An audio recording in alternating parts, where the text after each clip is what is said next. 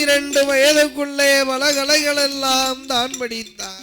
படித்தான் வல்லரக்க பாலகன். ஆணை ஏத்தம், குதிரை ஏற்றம், அழகு என்ற தொழில், ஆமா வள்ளிடம்பு சிலம்பு தொழில் வரிசையா தான் படித்தான்.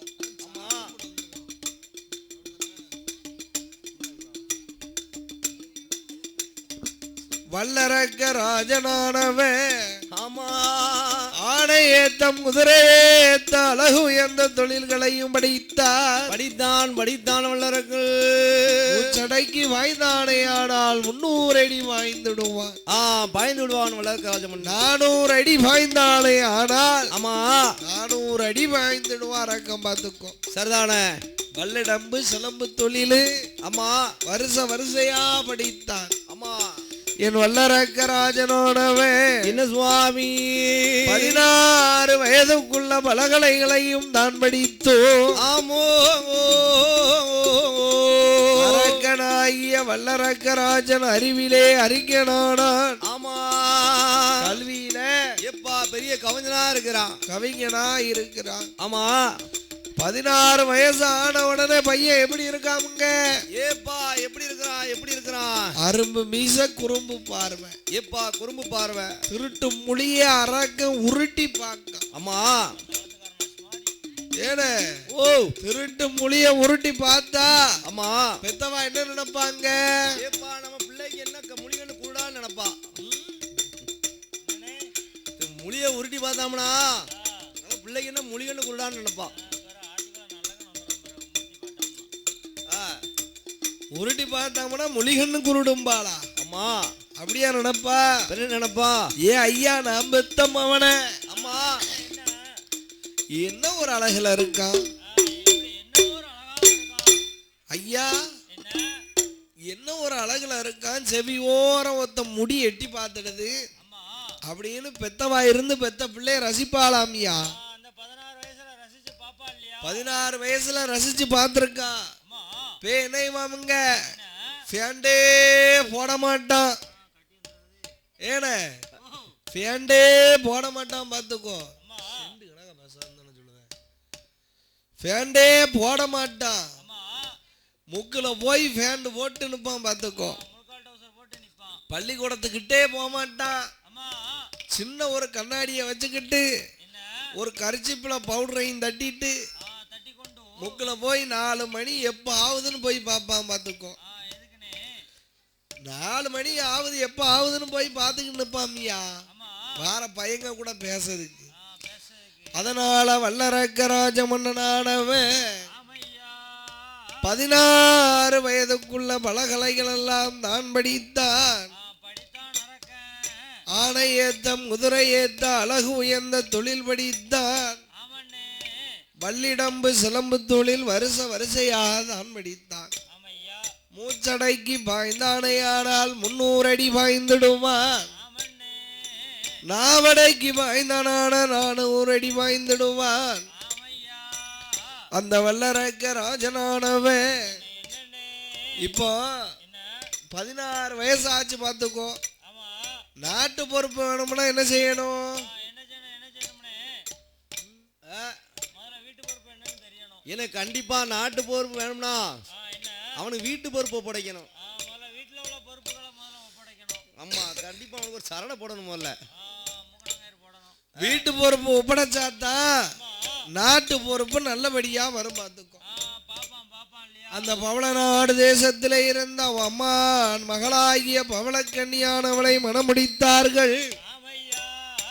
அரக்கனுக்கு காலையிலே கல்யாணம், மாலையிலே முடிசூடக்கூடிய விழா, பட்டம் சூடக்கூடிய விழா.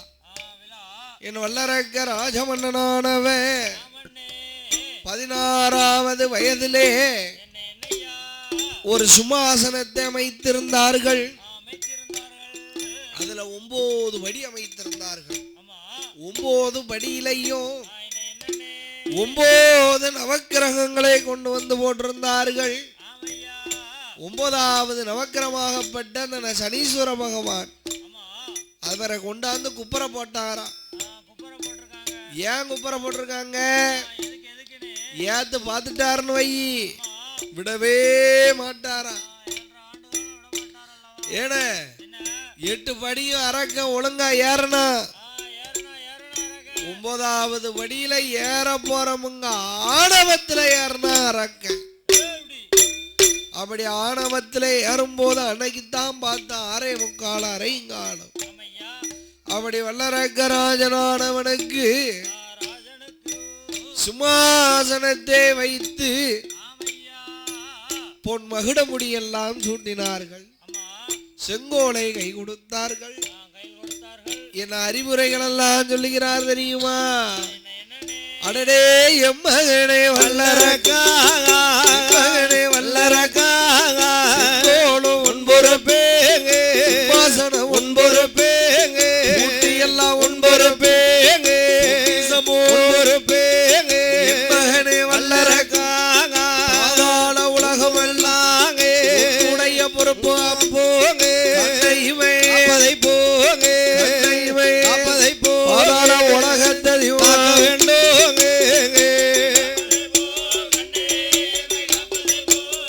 உலகத்தையும் காக்க வேண்டும்.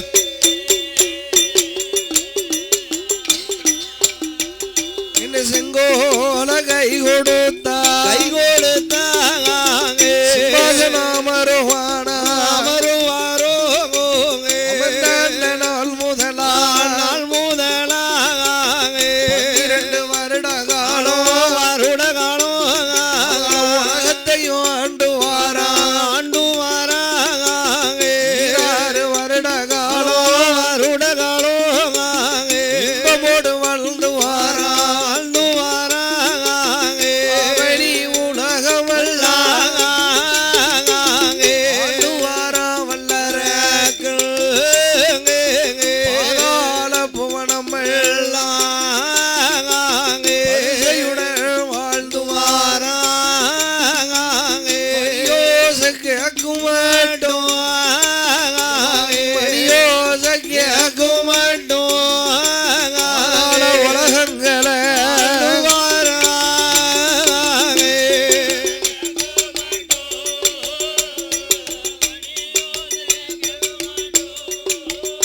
பாதாள உலகத்தையே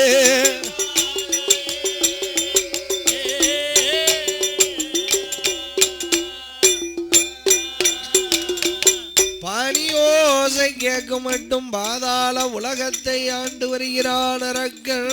ஆமா அவனி புகனும் உலகமெல்லாம் ஆண்டு வருகிறான் அரக்கன். ஆமையா ஆண்டு வரக்கூடிய காலத்தில் என்ன சுவாமி பாதாளம் என்னும் உலகத்துல ஆமா 12 வருஷம் ஒழுங்கா ஆண்டு வந்தா. பாதாள உலகத்துல மணியோச கேட்கும் மட்டும் மணி தீதி தவறிடாமல் ஆண்டு வருகிறான் வல்லரக்கன். ஆமா அப்பேற்பட்ட வல்லரக்கராஜனானவன் 12 வருடம் கழிந்தது. நாட்டுல பஞ்சம் வந்து சேர்ந்து,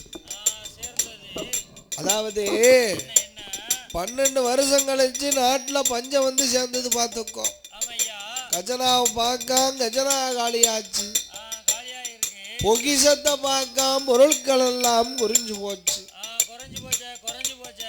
ஏ மந்திரி இங்க வாப்பா, பூலோகத்திலே போய் பரையோசை அடித்து விட்டு வா. ஆமா எப்படி அடிக்கணும்? பகுதி பணத்தை வாங்கி வா. பகுதி பணம் தராவிட்டால் அவர்களை பல்லில் அடித்து உடைத்து விட்டு வாப்பா. கிறிஸ்தி பணம் வாங்கி வா மகனே. கிறிஸ்தி தராவிட்டால் கெட்டி வைத்து உதைத்து விட்டு வா என்றார். என்று வல்லரக்க ராஜனானவனோ வார்த்தையை கேட்டு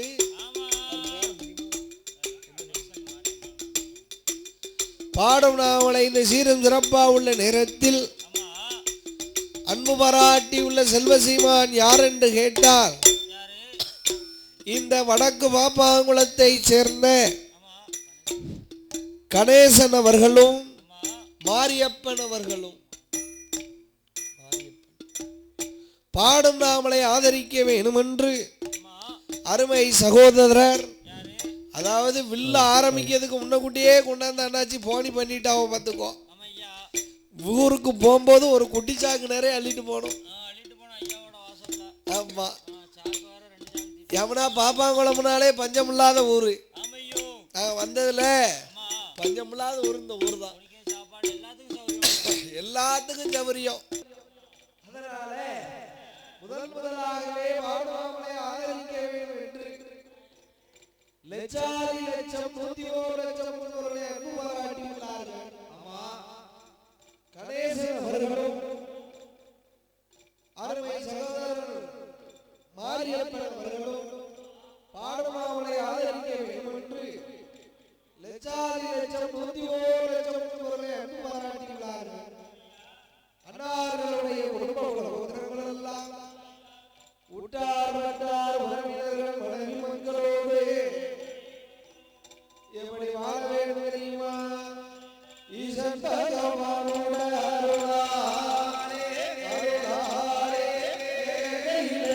வாழ வேண்டும். ஹலோ,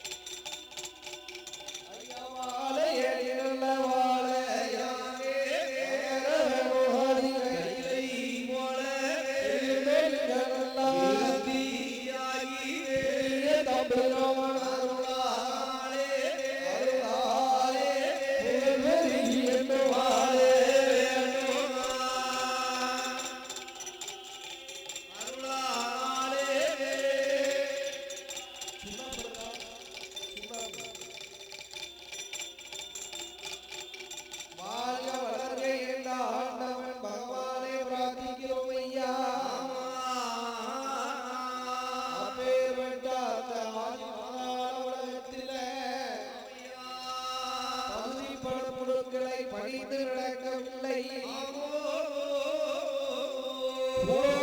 வந்து ஒத்த முறை சேர்ந்து ஒரு தடுதான் தள்ளியிருக்கா. சூழ்ந்துட்டாங்க 56 ஆமா. ஏ மந்திரி பகுதியா வட்டியா வரியா அப்பா ஏ மந்திரி யாரடா வாங்கி வர சொன்னா? இப்போ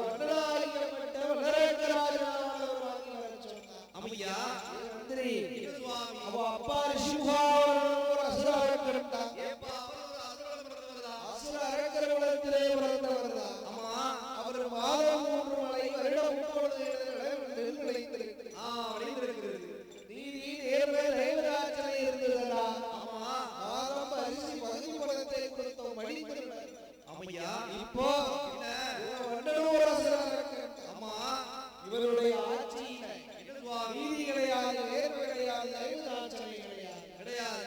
மன்னா ஏ மந்திரி மாதம் 3 விழா அப்ப யாருக்கெல்லாம் பேசிருக்கு?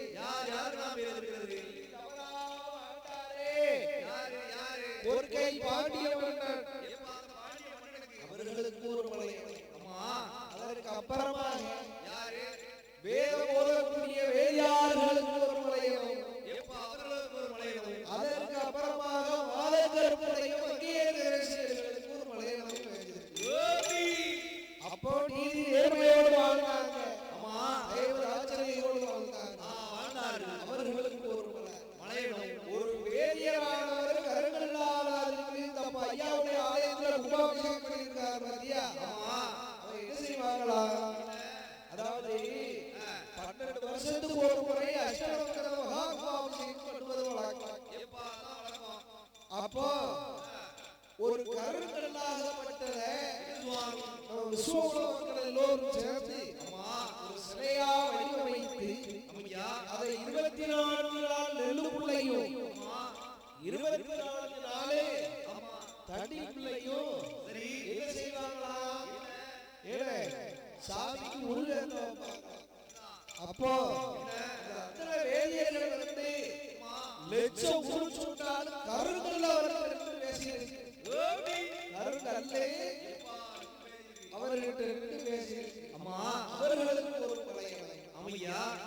பாலகருடைய பெரியாத்தா அவளுக்கு ஒரு மலை பேசியிருக்கு.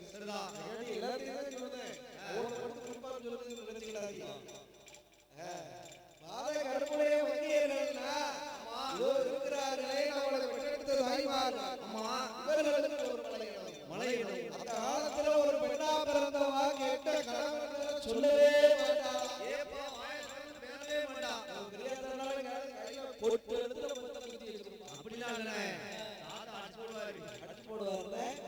அப்படியே அடிச்சாலும் இந்த கண்ணத்துல அடிச்ச அதிகாரி அப்போ உள்ள பாட்டி அதான் அப்போ சுப்பிரமணியம் இருந்தது வை கிளம்பி கடையில போய் சுட்டு கேட்க மாட்டாங்க. எப்படி கேப்பா வேற இல்ல இந்த காஞ்ச இஞ்சி இருந்தா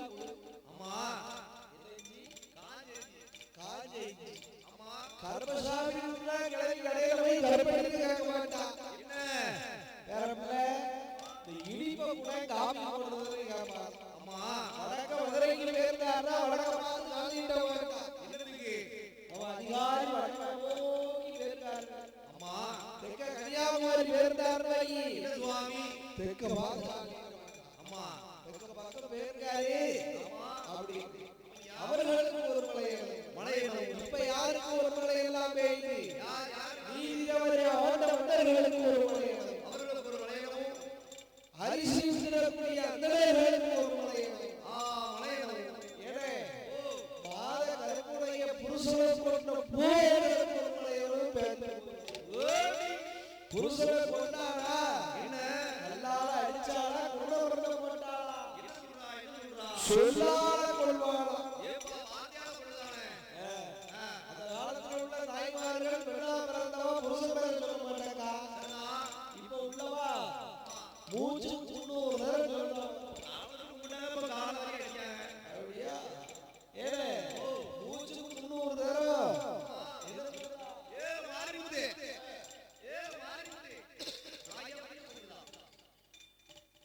அப்படியெல்லாம் கூப்பிடுறாங்க. இந்த கடத்துல கையை அடிக்கலாம் வாங்கிருப்பாரு. குடிகார பேர்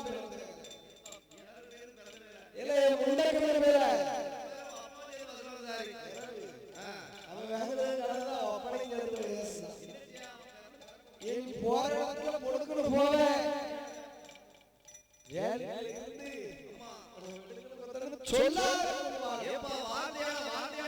அவர்களுக்கு ஒரு மலை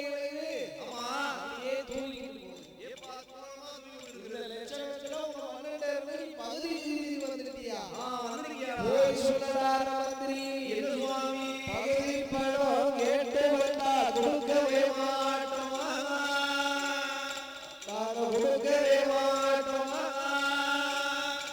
உங்களை படையெடுத்து சண்டை செய்ய மாட்டோம், படையெடுத்து சண்டை செய்ய தயவே மாட்டோம், நான் கொடுக்கவே மாட்டோம். உங்களை படையெடுத்து சண்டை செய்ய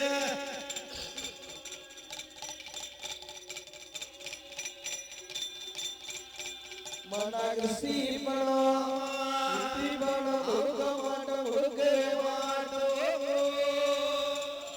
கொடுக்கவே மாட்டோம்.